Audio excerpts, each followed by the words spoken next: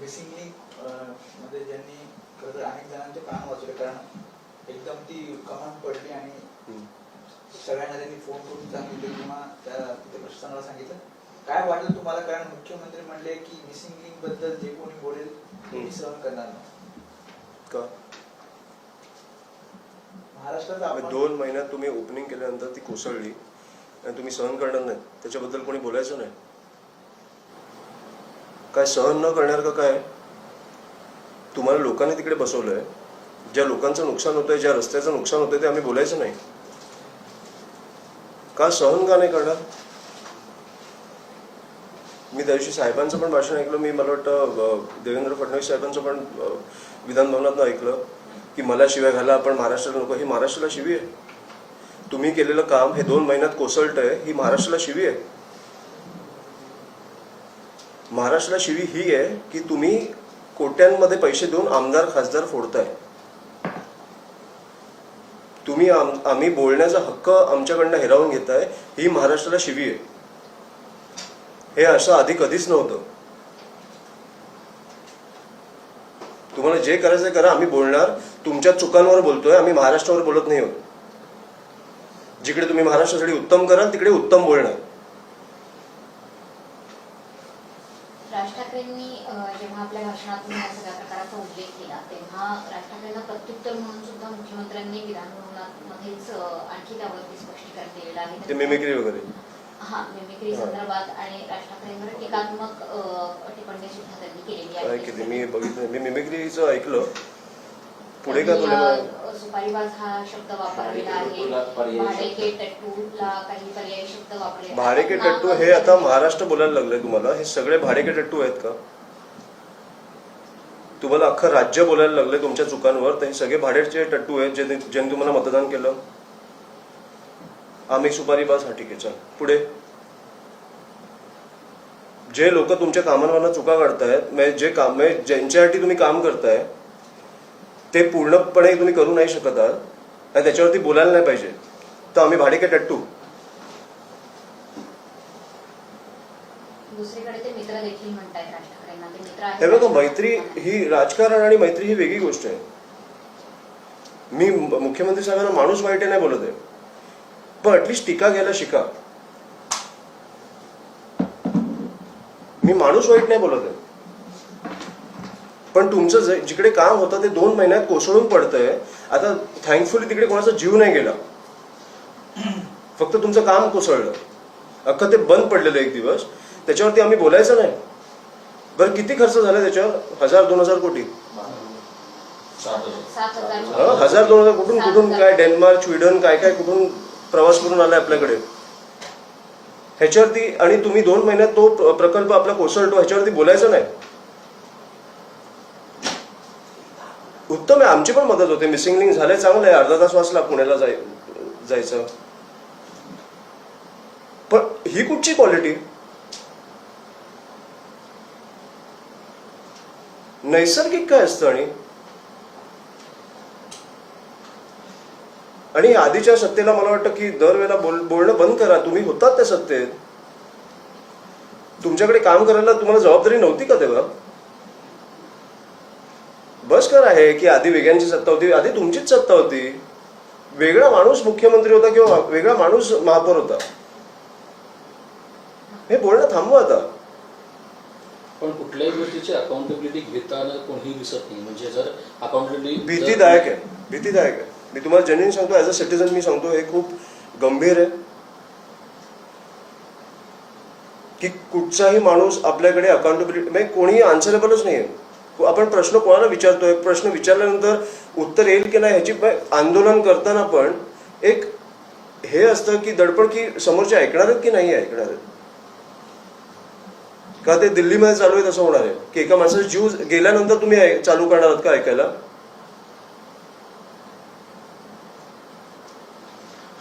वांचूक हे उपोषणाला बसलेले आहेत. जवळपास 16-17 दिवस आहे.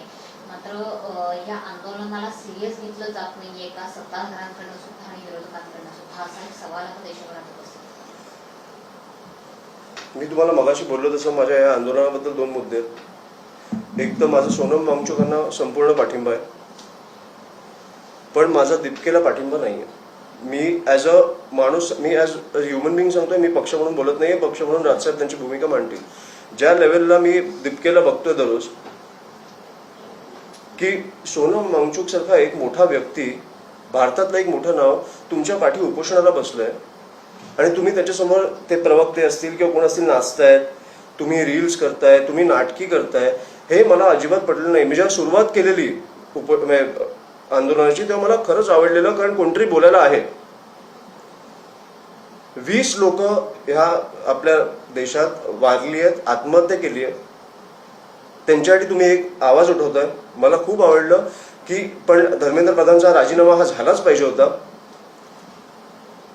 अशी निर्लज्ज लोक आपल्याकडे असू नाही शकत एज्युकेशन मिनिस्टर म्हणून.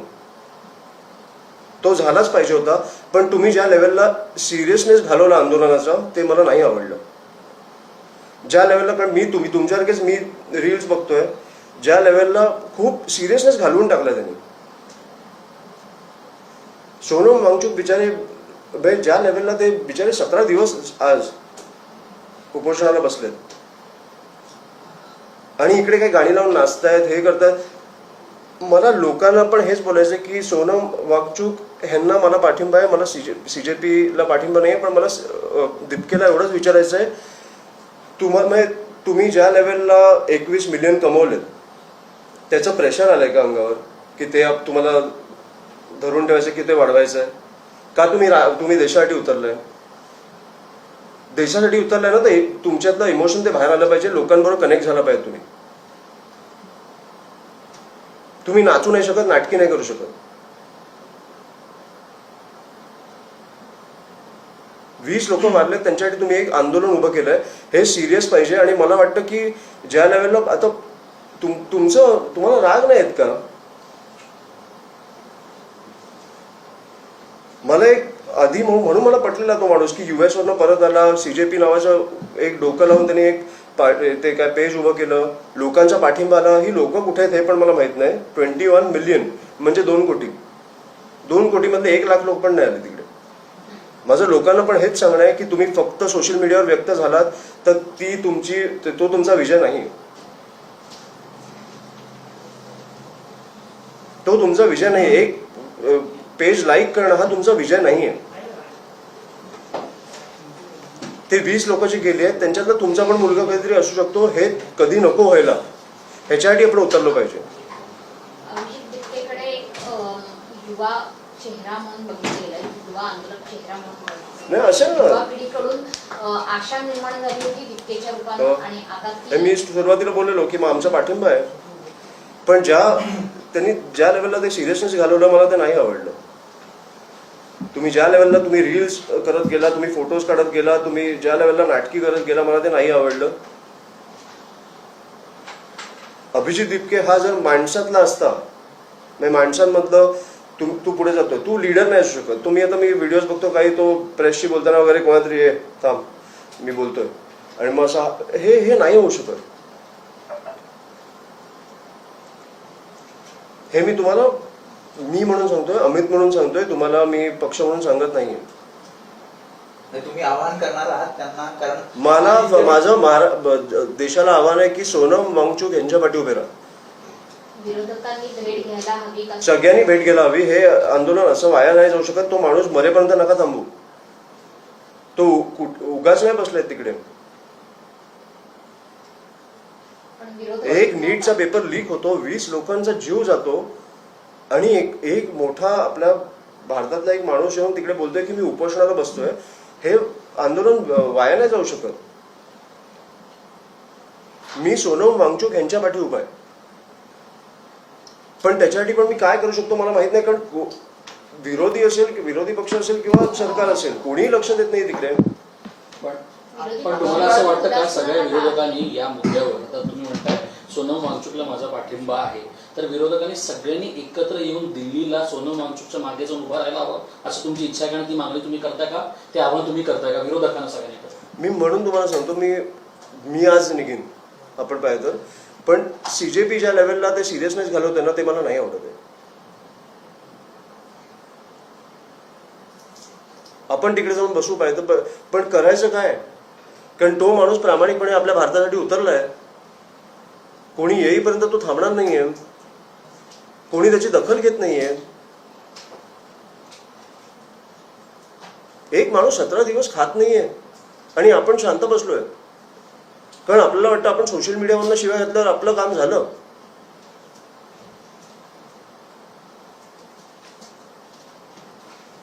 मला पण जेन्युइनली कळत नाही, म्हणून मी तुम्हाला बोललो आंदोलन घ्यायच्या आधी काय हे अशा लेवलला जर तुम्ही एका माणसाची परिस्थिती आणत असाल, थोडं लक्ष द्या. बरं करायचं काय आहे? एका निर्लज्ज मंत्र्याचा राजीनामा घ्यायचा आहे.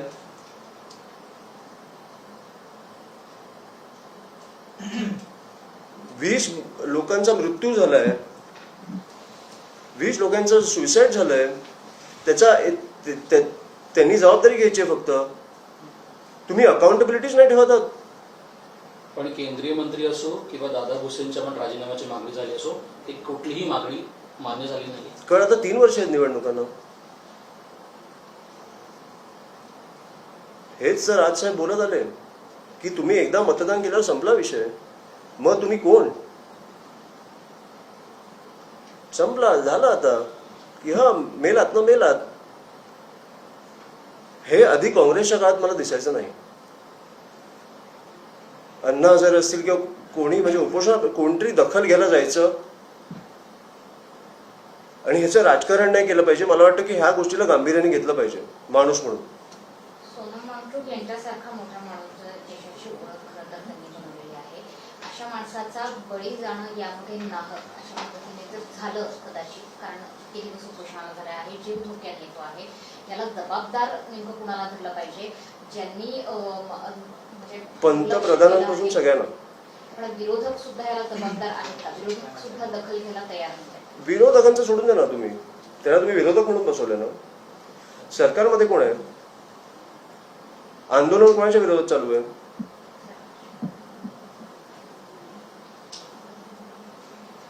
पंतप्रधानपासून सगळ्यांना मला वाटतं की जबाबदार, जर ते गेले तर सगळ्यांना जबाबदार धरलं पाहिजे. ही कुठची पद्धत? एक माणूस मरतोय तुमच्यासमोर, 17 दिवस उपोषणाला बसलाय आणि समजा गॉड फॉरबिड पण गेले तर काय करणार तुम्ही?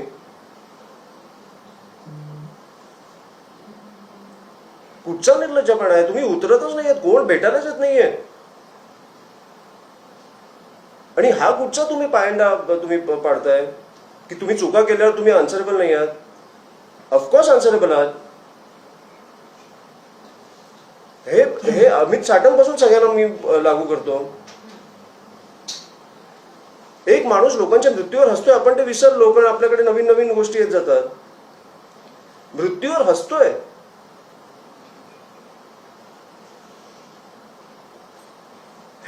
काल झाड पडलं, आज पॉटहोलचा विषय. पॉटहोलचा विषय म्हणजे काय? पॉटहोलमध्ये एक माणूस जाऊन मेलाय तुमच्यामुळे आणि तुम्ही निर्लज्जपणे हसताय. काय नीचपणा चालू आहे मला कळत नाहीये. जी घटना घडली होती चेंबूरची, तिचा अहवाल आला. त्या अहवालामध्ये 7 लाख रुपये कॉन्ट्रॅक्टर आहे त्याला दंड ठोठावण्यात आला. मात्र गार्डन डिपार्टमेंट असेल किंवा रस्ते डिपार्टमेंट असेल कोणालाही दोषी धरलेला नाहीये. आणि उलट महापौर म्हणतायत की मला हा अहवाल मान्य नाही.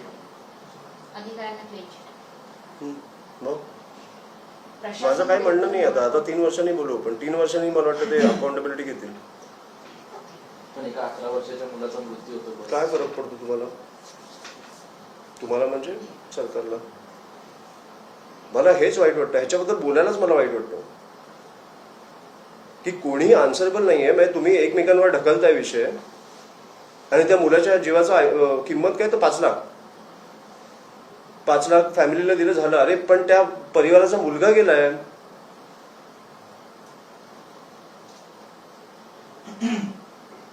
त्याच्यावर तुम्ही किंमत ठेवताय 5 लाख. हे मला ह्याच्याबद्दल बोलायलाच मला काय बोलायचं ह्याच्यात कळत नाही. मला सिरियसली तुम्ही हे प्रश्न विचारू नका, कारण ह्याची उत्तर तुम्हाला 3 वर्षानंतर सरकारच देईल. मुंबई महापालिकेत जे सत्तेत आले, ज्यांनी यापूर्वी पण मुंबई महापालिकेच्या निवडणुकीतला सगळा रणसंग्राम आपण बघितला, तेच निवडून आलेले सत्ताधारीच म्हणतायत की आम्हाला प्रशासन आमचं ऐकत नाहीये किंवा प्रशासनाचे अहवाल आम्हाला मान्य नाहीये. प्रशासन विरुद्ध सत्ताधारी असं चित्र मुंबई महापालिकेतच तयार झालंय. खरं तर एका नाण्याच्या दोन बाजू असायला हव्यात. प्रशासन आणि सत्ताधारी ते दोघं एकमेकांच्या विरोधात किंवा कॉन्ट्राडिक्टरी दिसतात. काय खूप घाणेरडी सवय लागली आपल्याला नाही प्रशासनाला. हे आता आय थिंक महानगरपालिकेचेच ते काही येऊन बोललेलं की आम्हाला असे टक्के द्यायला लागतात. काय सवय कॉन्ट्रॅक्टर महाराष्ट्रातले की सगळे 5% इकडे द्यायला लागतं, 10% तिकडे द्यायला लागतं. काय सवय ही बातमी एक दिवसाची होती. ही खरं तर किती गांभीर्याने घेतली पाहिजे होती की ऍक्च्युली ते कॉन्ट्रॅक्टर्स मनापासून लोकांसमोर मीडियासमोर येऊन बोलतात की आम्हाला असे पैसे द्यायला लागतात. किती गंभीर बातमी आहे. पण ही आपण एक दिवस चालवली आणि तुमची पण चूक नाही. मी जेन्युइनली बोलतो. आपल्या इकडे महाराष्ट्रात किंवा मुंबईत असेल दररोजच्या दररोज एवढ्या घटना घडतायत आणि दुर्दैवी घटना घडतायत की आपल्याकडे पर्यायच नाहीये. आणि मंत्र्यांचं मी तुम्हाला सांगतो हेच झालंय की सोड ना 3 दिवसांनी विसरतील लोक. हेच साटमचं हेच झालं. म्हणून मला ते अमित साटमचा मी व्हिडिओ बघितल्यावर मला एवढा डोक्यात गेला तो व्हिडिओ. मी तुम्हाला जेन्युइनली सांगतो. एक माणूस हसतोय, मृत्यूवर हसतोय. मग आपण बिहाइंड द सीन्स काय करतोय, कशी लोक आहोत, सरकारने कशी लोक बसवली आहेत, आमदार म्हणून लोकांनी निवडून दिलं त्यांना. हा मृत्यूवर हसतोय.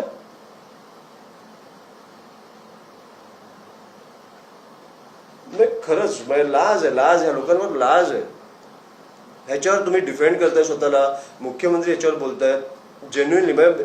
जर मुख्यमंत्री साहेबांनी ह्याला त्याच दिवशी काढलं असतं ना तर मला अभिमान असता. असा मुख्यमंत्री आपल्या राज्याला मिळाला. सर झाडांचा विषय आहे म्हणून झाडं शेकडो पडली ऍक्च्युली पाऊस पडला तेव्हा. डिकॉन्क्रिटायझेशन एक त्यातला मुद्दा होता. पण डिकॉन्क्रिटायझेशन पण कसं NGTLचा एक नियम आहे की झाडं जी आहेत आपल्याकडे चौतरे बांधतात. छोटी शिवाजी पार्कातली झाडं चौतरे बांधलेले तर 4 बाजू असतात. 4ही बाजूनी 1-1 मीटर जागा ही सोडली पाहिजे आणि याची जबाबदारी अर्थात प्रशासनाकडे असते. पण ती आपल्याला कुठेही सोडलेली मिळत नाही. कुठेच नाही तसं. शिवाजी पार्कातली झाडं पण तशीच आहेत. त्याच्यामुळे मध्यंतरी आपल्याला शिवाजी पार्कातली झाडं देखील पडलेली आहेत. कुठेतरी नियम फॉलो होत नाहीये. त्याच्यामुळेच आम्ही मुंबईभर माहिती काढतो कुठे कुठे झाडं पडली आहेत. जिकडे लोकांवर पडले आहेत आणि मृत्यू झाले ते दुर्दैवी आहे. पण आम्ही जिकडे जिकडे झाडं पडली आहेत तिकडे त्याच प्रकारची झाडं तिकडे आम्ही लावण्याचा एक प्रकल्प चालू करतो. एक योजना चालू करतोय की तिकडे 30 झाडं परत लागणार, तशीच वाढणार. आणि मला वाटतं की पण हे लोकांनी पण विचार केला पाहिजे ह्याचा की तुमच्या घरासमोर पण जर एक झाड आहे त्याला लावलेलं आहे. सध्या एक बोर्ड लावलाय, पोस्टर लावलाय की द ट्री मे फॉल. घरासमोरच आहे. दोऱ्याने ते कागद कागद लावलं. फक्त कागद. ट्री मे फॉल म्हणजे पुढे कारवाई काहीच नाही. छाटणी झालेली नाहीये. त्याच्यासाठी काही प्रिकॉशन्स घेणार की फक्त मग पोस्टर लावलं. कारवाई काय नाही. म्हणजे तुम्ही एक्सपेक्ट का करताय कारवाई. आणि आपण मला वाटतं गेले 15 मिनिटं ह्याच्यावरच बोलतो. आन्सरेबलच नाही कोणी. कोणाला प्रश्न विचारायचे आपण. प्रशासनाचं थोडक्यात असं म्हणणं आहे की आम्ही पोस्टर लावतोय की धोकादायक झाडं आहेत त्यांना. मग त्याची जबाबदारी शेवटी मुंबईकरांची किंवा नागरिकांची आहे का की समोर धोकादायक झाड आहे आम्ही पोस्टर लावले काम. मी तुम्हाला एवढंच सांगेन ह्याच्यावर की आपण हे जे आज प्रश्नोत्तर करतोय लोकांचा राग दिसेपर्यंत हे लोक वटणीवर येणार नाही. मी जेन्युइनली सांगतो तुम्हाला. सोशल मीडियावर तुम्ही एक काहीतरी बघून लाईक केलं, कमेंट करणं हे बंद करा.